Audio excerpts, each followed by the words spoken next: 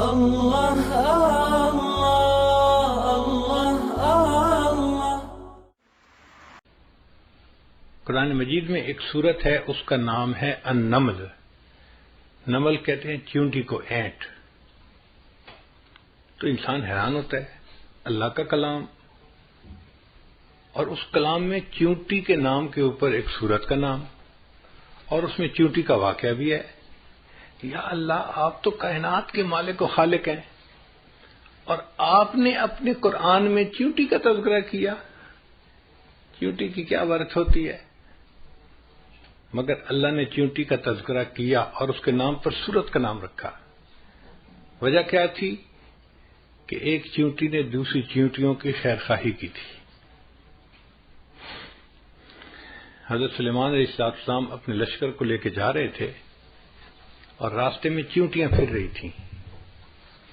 ان میں سے ایک چیونٹی نے فیل کر لیا کہ لشکر آ رہا ہے۔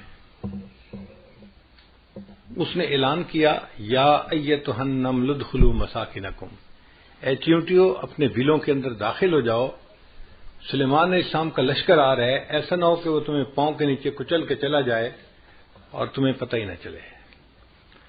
اب ایک چیونٹی کی دوسری چیونٹیوں کے ساتھ جو خیر خواہی تھی وہ اللہ کو اتنی پسند آئی، اللہ نے اس واقعے کا تذکرہ قرآن مجید میں کیا اور سورت کا نام چیونٹی کے نام پہ رکھ دیا۔ غور کرنے کی بات ہے، اگر ایک چیونٹی دوسری چیونٹیوں کی خیر خواہی کرتی ہے، اللہ کو وہ بات اتنی اچھی لگتی ہے، ایک انسان دوسرے انسان کی خیر خواہی کرے گا، اللہ کو یہ بات کتنی اچھی لگے گی۔ تو ہمیں چاہیے کہ ہم اپنے اندر خیر خواہی کا جذبہ بڑھائیں۔ ہم سمجھتے ہیں ہم بڑے خیر خواہ ہیں، لیکن اگر بیٹھ کے سوچیں گے نا، انالائز کریں گے، تو ہم بدخواہ بھی بڑے ہیں، دوسرے کا اچھا دیکھ بھی نہیں پاتے۔ کبھی اس کا اچھا نہیں اچھا لگتا، کبھی اس کا اچھا نہیں اچھا لگتا۔ اس لیے ہمارے دل میں نفرتیں ہیں، عداوتیں ہیں، چھپی ہوئی دشمنیاں ہیں ایک دوسرے کے ساتھ۔